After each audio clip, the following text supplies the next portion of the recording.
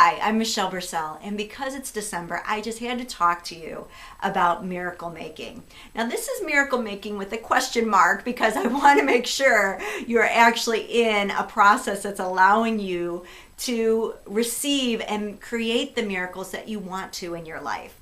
And from my experience, as well as the experience of those that I've worked with, you're typically either on the side where you're doing pretty well and you're able to receive and create those miracles in your life, or you have good intentions for them, but somehow you get tripped up.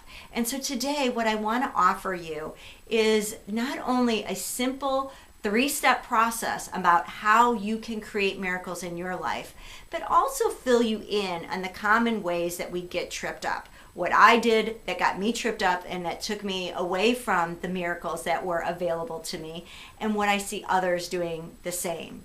So here it is. Here is the simple 3-step process. It starts with step 1, desire, step 2, belief, step 3, action. And all 3 of these need to be working together.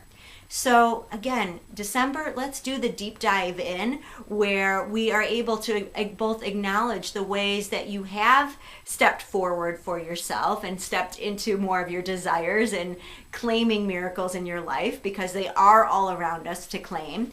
And what are the ways you're unconsciously self-sabotaging? So here's what comes up for people when it comes to tripping themselves up unconsciously. With step number 1, desire. It's really important to know whether you are fueled by pain or expansion. And most people are fueled by pain. And there is absolutely nothing wrong with that. It's just learning to grow into being able to receive from an expansion standpoint. In other words, your growth is more about what you have to gain rather than what you have to lose. But many times when we're focusing on claiming a desire, we get hung up on what we have to lose. You know, a common example is I want to clean up my eating patterns, and it's all focused on what I have to lose. I'm losing the chocolate cake, I'm losing the coffee, I'm losing the sugar, whatever it is, rather than what you have to gain. If that's an area for you, really look at what that's about for you, that you're more focused on loss rather than gain. That's an area of growth for you as you step into 2015 that's going to allow you to receive more of the miracles in your life. Another self-sabotaging part comes into the belief aspect. Now, belief is so integral, but where most people get belief wrong is that they think it's just about their thoughts, when really belief is a combination of our thoughts and emotion. And you need your emotions to be authentically in alignment with your thoughts. If they're not, it's going to feel like you're BSing yourself, quite frankly. So this is where the emotional empowerment work that I teach and the feel process that I teach is so integral to anything that you want to create and change in your life, because you need those negative feelings and understand the empowered version to authentically fuel you so that your emotions are in alignment with your thoughts authentically. When that happens, your belief stays consistent, and that is so powerful. And when that's not happening, you have self-doubt, and your belief is going to waver, and your results are going to waver. The third part is action.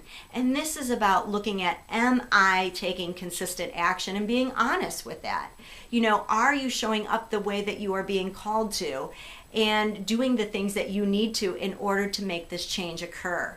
You know, not too long ago, I had a miracle that I was working on, something with my health, and I really had to look at the action piece, because the action piece was requiring me to do more research than what's typical in the medical community. It also had to make sure that I was following through and taking the herbs and supplements that I needed to and doing it consistently whether I wanted to or not.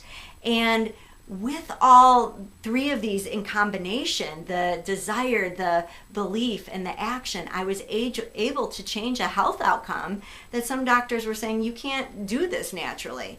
And so it's really looking at, if you have an area that you want to change, this is your time to reflect as we get into the darkness of 2014, if you're in the Northern Hemisphere, and simply look at, here's the 3 steps.